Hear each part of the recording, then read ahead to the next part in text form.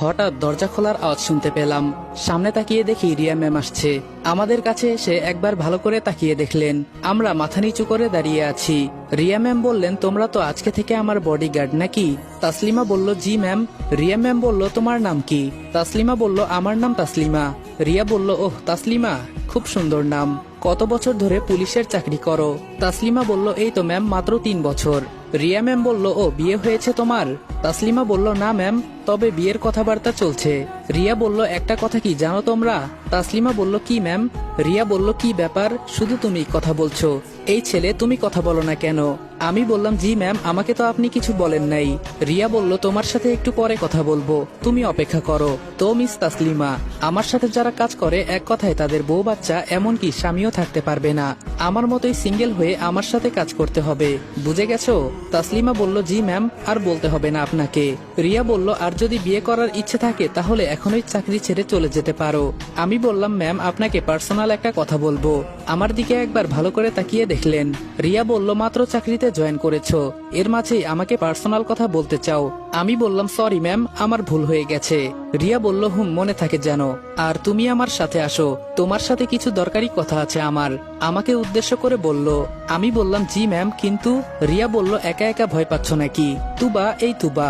রিয়ার ছোট বোন দৌড়ে এসে বলল, কি হয়েছে আপু? রিয়া বলল, ভেতরে যা তো একটু, উনি নাকি একা একা ভয় পাচ্ছে।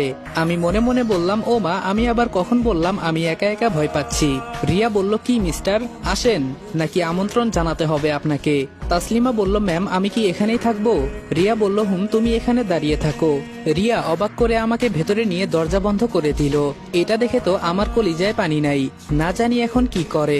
তুবা বলল, আপু, ভাইয়াকে কি বলবে? রিয়া বলল, নে তুই ফোনে গেম খেল, কেমন? আমি ভয়ে ভয়ে বললাম, ম্যাম, আমাকে কিছু বলবেন? রিয়া বলল, বলার জন্যই তো দরজা বন্ধ করলাম। আমি বললাম, জি বলুন। রিয়া বলল, তোমার নাম রনি, তোমার মা থানার ওসি। একে একে আমার পরিবারের সবকিছু বলে দিল। আমি পুরাই অবাক হয়ে গেছি। ম্যাম এসব জানে কিভাবে? আমি বা আমরা পরিবারের কেউ তো ম্যাডামের সাথে কথাই পর্যন্ত বলি নাই। আমি বললাম, ম্যাম, আপনি কিভাবে এসব জানেন? ম্যাম একটা হাসি দিয়ে বললেন, ওই চেয়ারটা নিয়ে বসো, তোমার সাথে অনেক কথা আছে। আমি বললাম, না ম্যাম, আমি এভাবেই ঠিক আছি, একজন স্বরাষ্ট্রমন্ত্রীর সাথে কথা বলছি, এটা তো আমার সৌভাগ্যের বিষয়।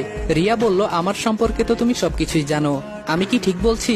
আমি বললাম, না, মানে। রিয়া বলল, এত মানে করতে হবে না, তোমার মা আমার সম্পর্কে তোমাকে সবকিছু বলেছে, এটা আমি শিওর। সত্যি করে আমাকে বলো।